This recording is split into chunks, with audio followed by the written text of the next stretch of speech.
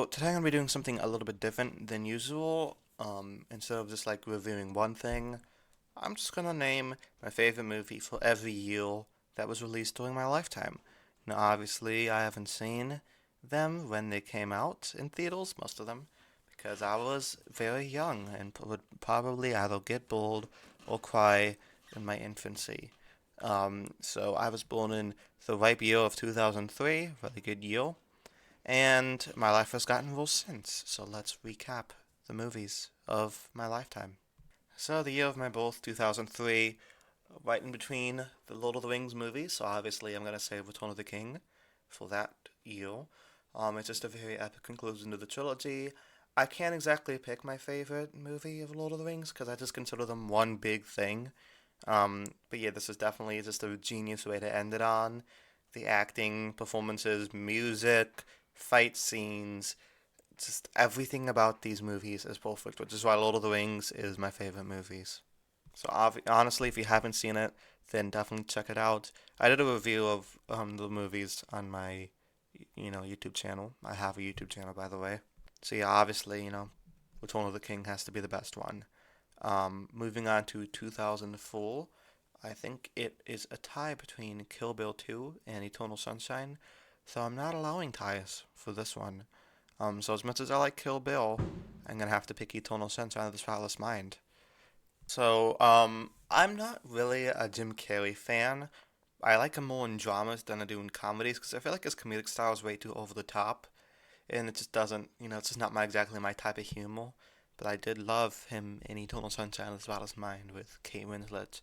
So, for those of you who haven't seen it, I'm not exactly going to spoil the plot, but it's basically what happens when a breakup is so bad that you'd rather just forget about them entirely and remove your memories of ever meeting these people and the consequences of what that might be and the regrets you may have about it.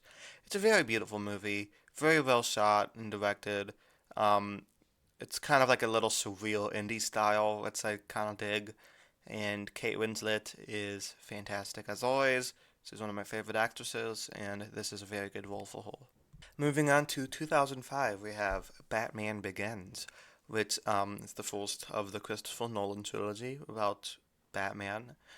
And man, what a Batman movie this was! Coming after uh, Batman and Robin, the worst Batman movie, we have one of the best Batman movies. And yeah, Kristen Bale just fits right into this role like a glove. And Liam Neeson is such a good adversary. So once again, I'm trying to keep these movies pretty spoiler light. So I don't exactly want to describe them in that much detail. But if you haven't seen these movies, go watch them. All three of them are masterpieces. So you might see one of them appear later on this list. Moving on to 2006, we have V for Vendetta, which premiered at the festivals in 2005, but premiered in the movie theaters in 2006. So I'm counting this as 2006. V for Vendetta is based on a comic book, which I have not read, and it stars Hugo Weaving as the voice of V, a captivating Shakespearean performance as this vigilante, and Natalie Portman kind of plays our audience surrogate in the movie, and I think, I never really thought of her much of an actor because I didn't exactly enjoy her in the prequels, but that's not exactly her fault, it's more of the dialogue, but I loved her in this movie. She was great in this movie. You could definitely feel like all the things she goes through, all the pain and suffering she goes through in this movie. That captures it perfectly with, of course, a mix of the directing and her performance. So a very interesting movie, very grand and epic scale, and a dystopian. What if the government had too much control? Oh no, that's not. It's basically like watching these last 2 years of America. So if you want to see a documentary on the 2020s, then definitely watch it. Moving on to 2007, I really couldn't find that many, but I'll be choosing Order of the Phoenix, which is a very good Harry Potter movie. You'd notice there's a lot of Harry Potter movies on this list, just because I'm a Potterhead at heart. It's the shortest movie, but it's based on the biggest book. But yeah, I think they adapted very well.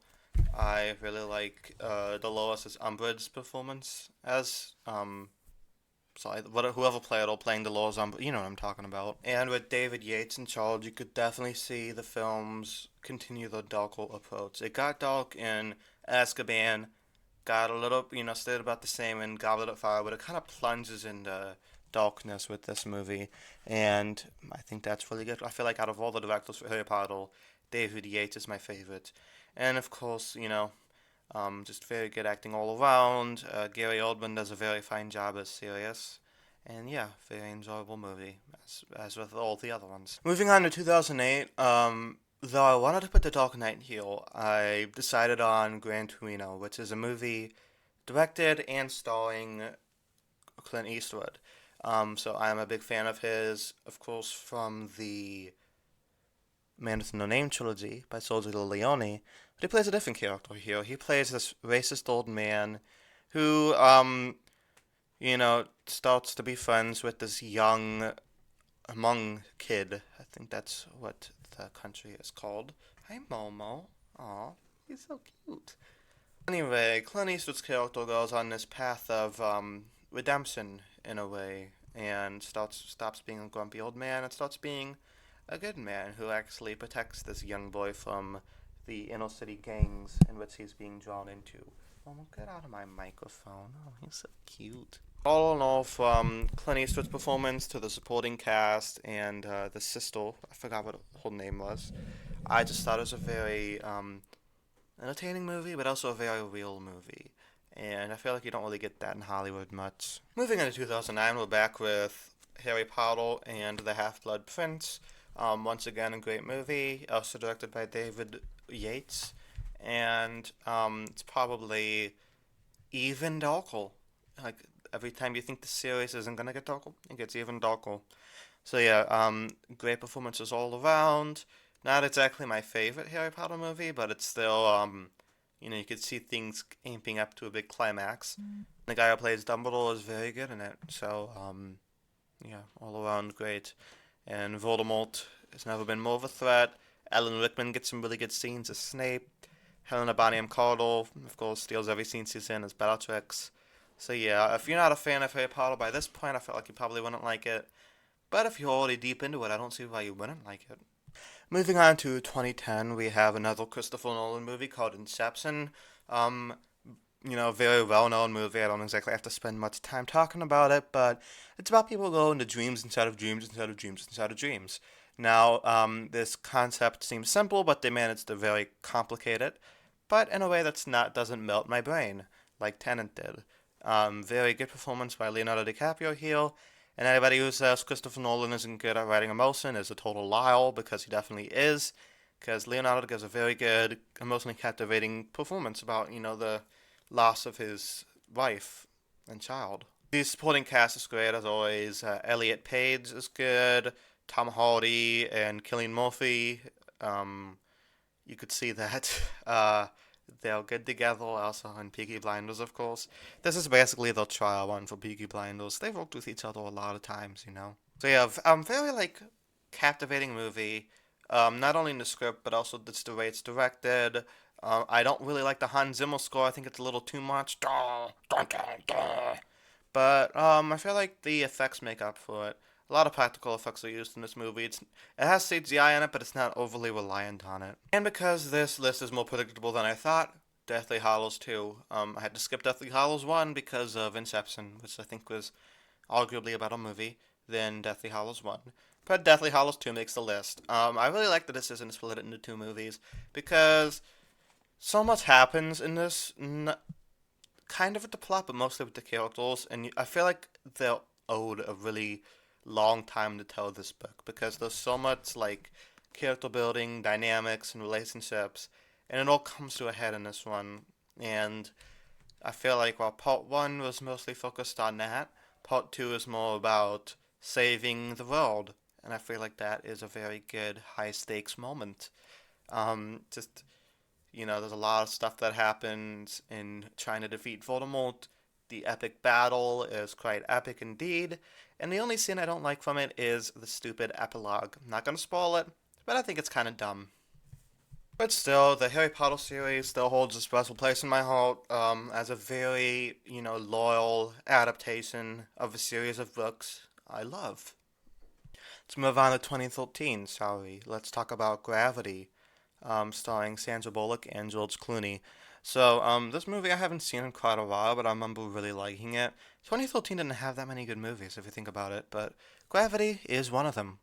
Um, so yeah, the basically just stranded in space the whole time and trying to go home. It's only two people in the entire movie, which is kind of unique, for like a sci-fi movie. And yeah, they have really good chemistry together, but I feel like Sandra Bullock completely carries the movie with all desperation to survive. I like how she's no like she doesn't have any like superpowers or anything. She's just a normal lady trying to get home to her daughter. I think she's just a badass when it comes to that. Moving on to 2014, we have another Christopher Nolan movie. He keeps coming back.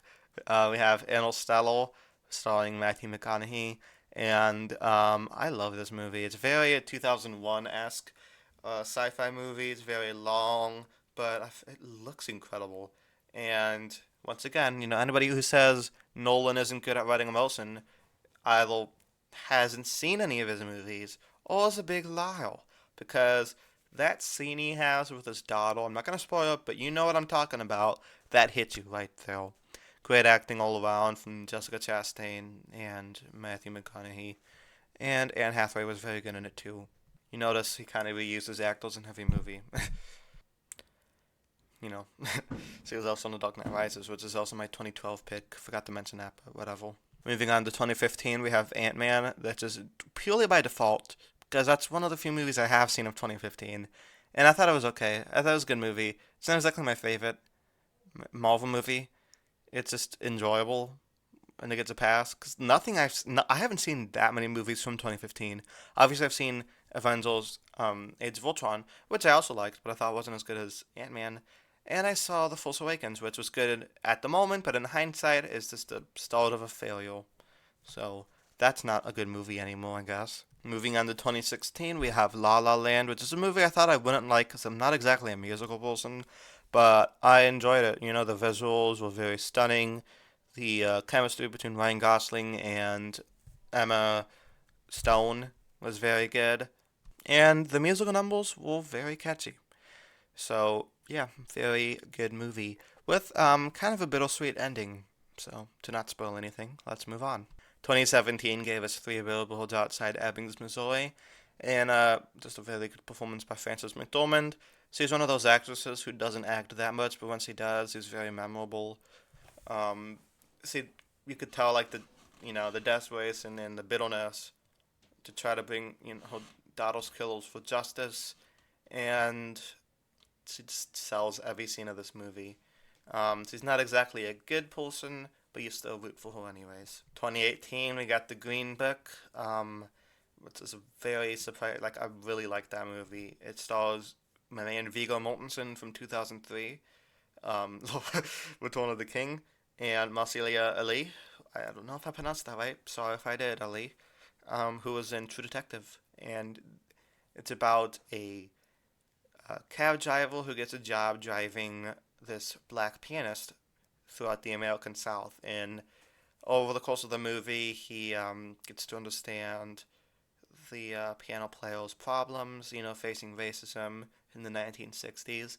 And it's a very captivating movie, and the chemistry is so good. You know how it's like very slowly friendship and deep respect for each other starts to grow. And it's just a very feel good movie. I could always go back to it and enjoy it. 2019 gives me Parasite.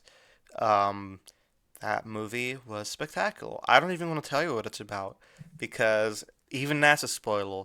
I came into this movie not knowing anything about it, and I think that's the best way to do it. So just know that it is a movie that exists. That's all I'm telling you. 2020 was pretty bad year for movies because of the you know lockdowns and coronavirus and stuff. So I guess I have to say Tenet.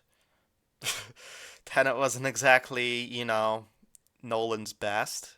Definitely wasn't as good as the others I mentioned on this list, but it was a movie, and that's all I gotta say. I didn't really understand most of it, but it wasn't horrible. So there you go, 2020, your one and only movie I saw from that year. Cartoons aren't counting, by the way. If it was, I would have put Soul. 2021, we get back into the swing of things with movies, and what a way to get back into the swing of things with after a very bad movie called Black Widow, we get a very good movie called Spider-Man No Way Home. Um, Now, obviously, everybody on the planet knows what happens in this movie, but just in case, I'm not exactly going to give spoilers, but they do a really good job at honoring the past while also telling a very unique and engaging story. Tom Holland really gets to show his acting chops, as well as Marissa Tomei and the other people in the movie, and just a bunch of action, but also very emotional moments, which I love from action movies. I don't like the Fast and the Furious, where it's just like punch punch, yeah, there's no really eh, character beats. I love movies with good character moments, which is why I like No Way Home. So, and I like when characters have to lose things to win. I like when there has to be sacrifice to win the battle, and sacrifice there is. So all in all, I really enjoyed that movie. Which brings us to the current year of our Lord 2022.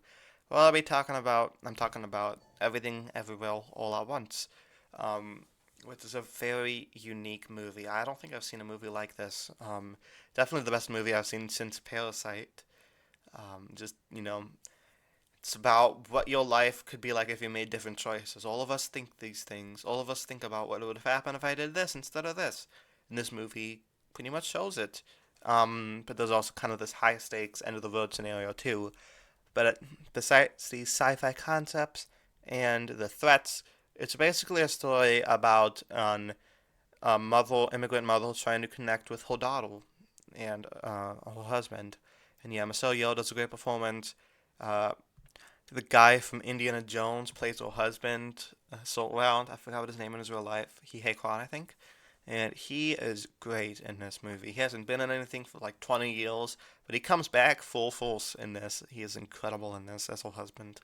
And I don't remember the name of the woman who played the daughter, but she is also very good. And of course, yeah, Jamie Lee Curtis is very funny as usual. But there's so many scenes in this that are so dumb and ridiculous. But then you get hit in the face with a gut wrenching emotional moment, which makes it my favorite brand of movies. Happy, sad movies. So that's my favorite movie for every year of my life. I hope I don't live that much longer. I'm just kidding. Let me know down in the comments what your favorite movie of each year is. And until then, I will see you guys next time. Happy 4th of July, and I'm sorry if you hold a bunch of fireworks.